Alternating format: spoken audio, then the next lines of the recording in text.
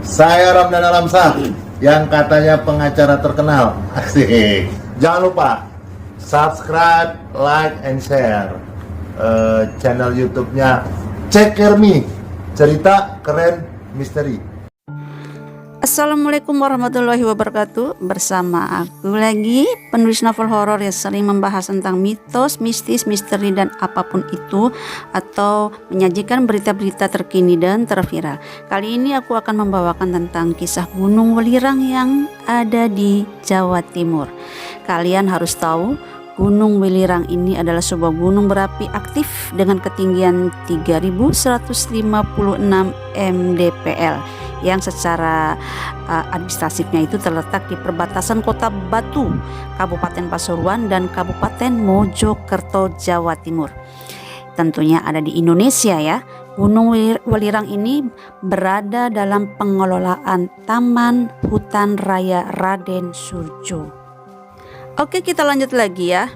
Jadi tentang kisah Gunung Welirang ini, kepercayaan kesucian Gunung Welirang katanya berawal dari kisah pemindahan Gunung Meru yang dilakukan oleh dewa dari India ke Indonesia.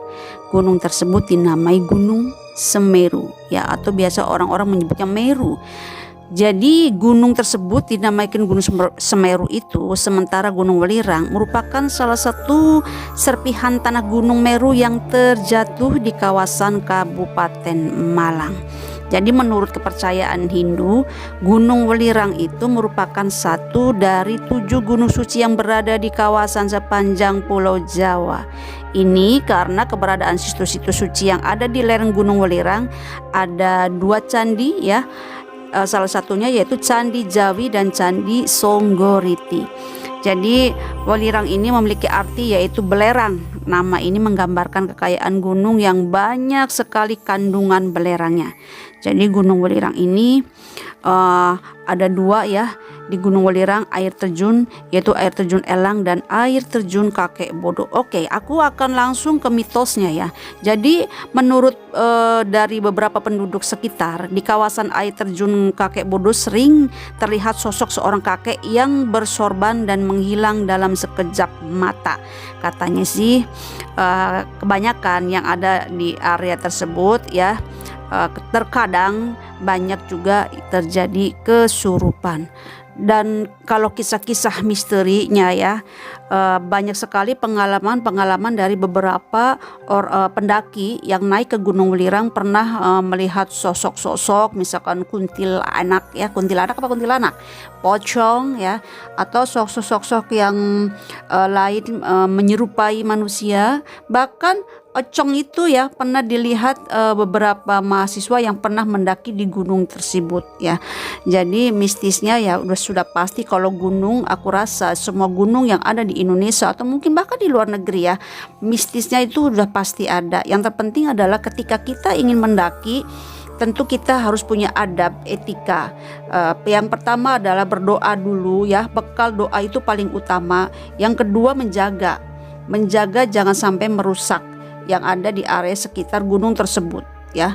Dan yang ketiga adalah benar-benar kita niatnya untuk mendaki itu benar-benar tujuan baik ya, benar-benar hanya ingin menikmati dan mengenal alam keindahan ciptaan Allah Subhanahu wa taala.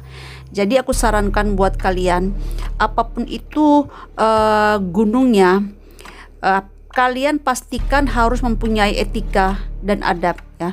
Jangan sampai kita mempunyai tujuan lain ketika mendaki gunung ya.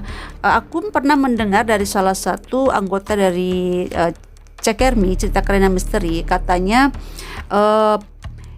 dulu ada yang moksa juga di gunung ini, di Gunung Welirang. Tapi aku masih menyelidikinya apakah itu benar apa tidak ya. Karena yang namanya berita dari beberapa artikel kadang berbeda-beda ya. Dan namanya berita pasti ada dikurangi dan juga ada ditambahi, ya kan? Jadi kalian jangan emosi dulu ketika sudah menonton video ini, jangan naik tensi dulu ketika sudah menonton video ini. Sabar ya, karena yang namanya cerita, apalagi sudah ratusan tahun ya, pasti ada bumbu-bumbu ya, macam kita bikin sayur asem juga pasti ada bumbu-bumbu kan. Ada yang mereka menggunakan tomat, ada yang tidak menggunakan tomat, ya kan. Nah, jadi konon kata Mas Arya yang pernah mendaki gunung ini, salah satu dari kerajaan Majapahit itu katanya pernah moksa di sini. Tapi aku harus ini dulu ya, aku harus benar-benar melihat banyak referensi apakah betul, karena namanya tempat moksa Raja Majapahit yang akhir ya katanya. Aku pernah dengar juga katanya moksanya itu di Gunung Lawu. Jadi wallahu alam bisawab ya, namanya berita ya. Nah, jadi namanya mitos, mistis itu pasti ada. Kita ambil positifnya, kita buang negatifnya. Kalau memang mitos itu adalah untuk kebaikan kita, ya kita jangan menentangnya. Kalau misalkan mitos itu hanya sebuah mitos, kita juga jangan sampai menyepelekan. Oke, itu saja dari aku. Assalamualaikum warahmatullahi wabarakatuh.